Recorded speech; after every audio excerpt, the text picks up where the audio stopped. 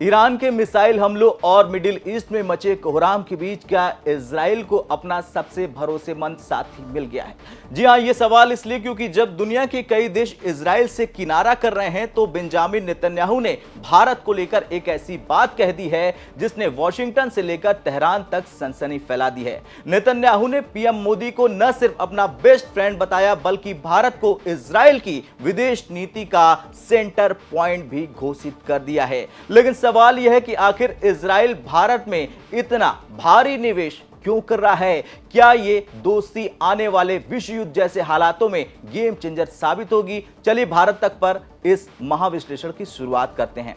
दरअसल Benjamin Netanyahu ने जो कहा वो सिर्फ एक बयान नहीं है बल्कि एक कूटनीतिक संदेश है। उन्होंने साफ शब्दों में कहा है कि दुनिया कहती है कि इजराइल अलग थलग पड़ गया है, लेकिन वे भारत को देखें। भारत में मुझे और मेरे देश को प्यार मिलता है, वो अविश्वसनीय है। गौर करने वाली बात इसकी टाइमिंग है। एक तरफ हमास और हिजबुल्लाह के साथ जंग जारी है, दूसरी तरफ ईरान के साथ सीधा टकराव है।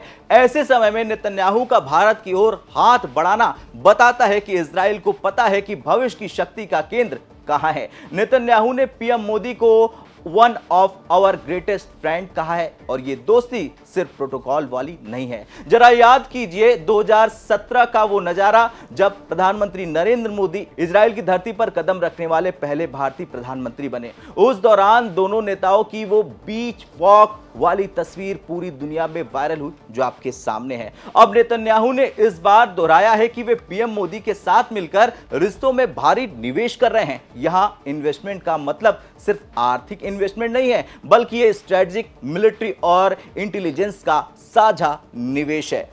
वैसे अक्सर लोग ये सोचते हैं कि भारत इजराइल का रिश्ता सिर्फ हथियारों का है, लेकिन बेंजामिन नेतन्याहू ने इसे special strategic partnership for piece, innovation and prosperity का नाम दे दिया है। यानी अब ये दोस्ती इन 5 पिलर्स पर खड़ी है। मैं एक एक करके आपको बताऊंगा कौन कौन से वो पिलर्स हैं।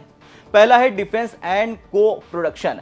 अब हम सिर्फ हथियार खरीदने वाले देश नहीं हैं बल्कि बराक 8 जैसी मिसाइलें साथ मिलकर बना रहे हैं। दूसरा पॉइंट है आर्टिफिशियल इंटेलिजेंस यानी एआई। इजराइल की तकनीक और भारत का विशाल डेटा और टैलेंट मिलकर दुनिया पर राज करने की तैयारी में है। तीसरा है क्रिटिकल मिनरल्स। भविष्य की चिप्स और बैटरियों के लिए दोनों देश साथ आए हैं। चौथा है लेबर मोबिलिटी।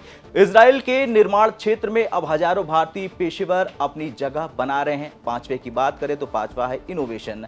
इजरायली स्टार्टअप्स के लिए भारत आज सबसे बड़ा बाजार और लैब बन चुका है। बेंजामिन नेतन्याहू ने अपनी बातचीत में 2018 की भारत यात्रा का भी जिक्र किया। उस समय 9 बड़े समझौते हुए थे और उसी यात्रा में यह तय कर दिया गया था कि भारत और इजराइल अब सिर्फ अच्छे दोस्त नहीं बल्कि अटूट सहयोगी भी हैं। नेतन्याहू ने भारत को मेजर ग्लोबल पावर माना, जिसका मतलब है कि इजराइल अब संयुक्त राष्ट्र यानी यूएन से लेकर वैश्विक मंचों तक भारत की आवाज की अहमियत समझता है। अब पश्चिमी मीडिया अक्सर ये दावा करती है कि इजराइल को दुनिया ने छोड़ दिया है, अलग थलग कर दिया है, लेकिन नेतन्याहू ने भारत का उदाहरण देकर इस प्रोपेगेंडे की हवा निकाल दी है और पश्चिमी मीडिया को साफ कर दिया है कि भारत जैसा लोकतांत्रिक और शक्तिशाली देश अगर उनके साथ खड़ा है तो इजराइल अकेला नहीं हो सकता है।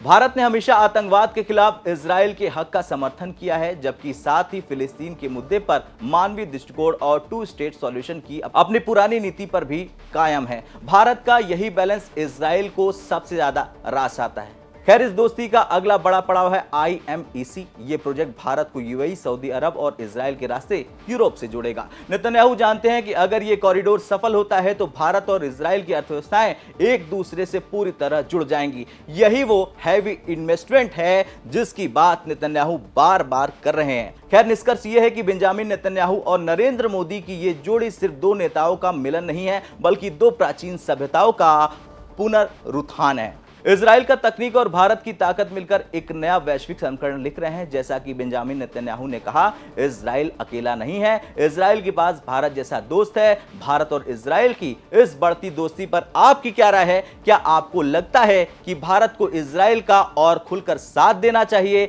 या भारत की मौजूदा न्यूट्रल नीति ही सबसे बेस्ट है? अपनी राय कमेंट में जरूर लिखें। जय हिंद।